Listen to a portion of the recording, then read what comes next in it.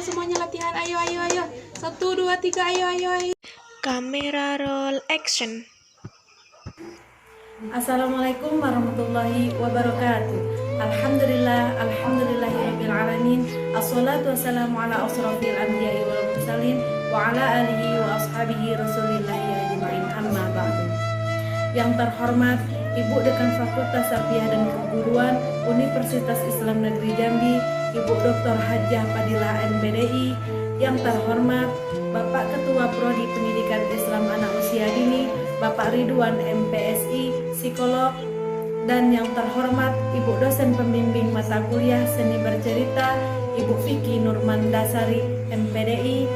Kami mahasiswi dari Pendidikan Islam Anak Usia Dini semester 6 kelompok 6A Universitas Islam Negeri Jambi mempersembahkan cerita kisah kemurahan hati Fatimah Az-Zahra putri Rasulullah SAW. Selamat menyaksikan.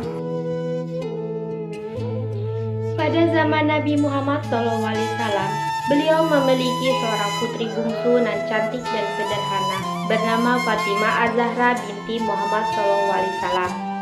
Fatimah Az-Zahra memiliki kepribadian yang sabar dan penyayang karena tidak pernah melihat atau dilihat laki-laki yang bukan mahramnya. Rasulullah SAW seringkali menyebutkan nama Fatimah. Salah satunya adalah ketika Rasulullah pernah berkata, Sesungguhnya putriku Fatimah adalah penghulu kaum perempuan dari awal hingga akhir zaman. Fatimah merupakan bidadari yang menyerupai manusia, yang kapanpun mendirikan sholat di hadapan Tuhannya. Sinarnya menyinari langit bagi para malaikat, seperti bintang-bintang menyinari manusia di bumi. Ketaatannya kepada Allah Subhanahu wa Ta'ala ia wujudkan dengan perilaku sehari-hari dengan manusia. Fatimah bahkan pernah menyedekahkan kalung hadiah pernikahannya dengan Ali bin Abi Thalib kepada seorang musafir. Suatu hari, seorang musafir menemui Rasulullah SAW di sebuah masjid. Ya Rasulullah, tolonglah aku, bekal makanan dan seluruh hartaku telah habis di dalam perjalanan.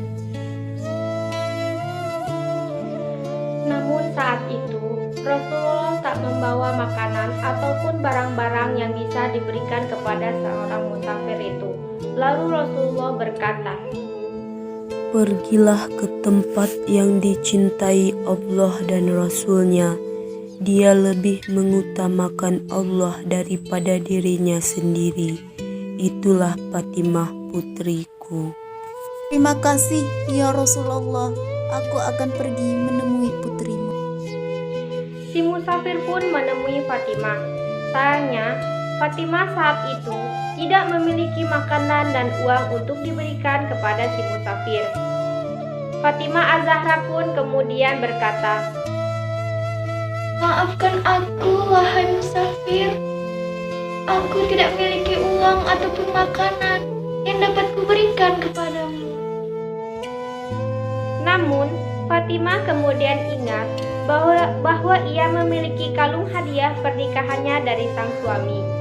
Fatimah pun berkata, Namun, tunggulah sebentar. Aku akan mengambilkan sesuatu untukmu.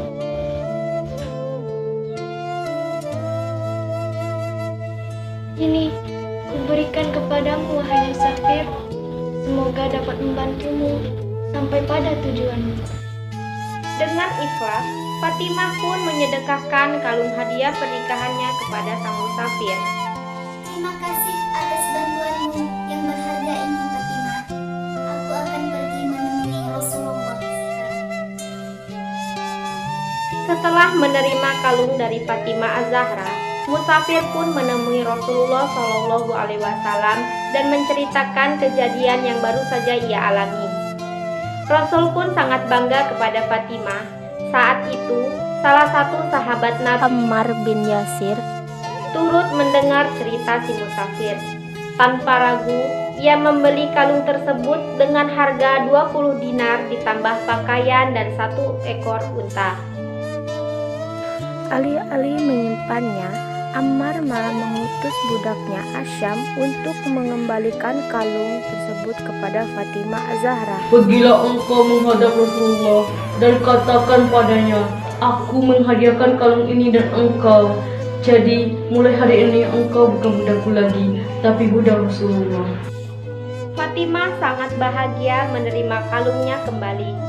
Ammar malah mengutus Budaknya akan menjadi budak Rasulullah Shallallahu Alaihi Wasallam. Fatimah malah membebaskannya sebagai manusia merdeka. Demikianlah cerita dari Fatimah Az-Zahra binti Rasulullah SAW yang memiliki sifat tauladan yang baik kepada sesama manusia ciptaan Allah Subhanahu Wa Taala. Cerita di atas memiliki pesan moral yang dapat sebagai pedoman dalam kehidupan sehari-hari, yaitu selalu bersyukur atas nikmat Allah yang diberikan, salah satunya yaitu nikmat beribadah.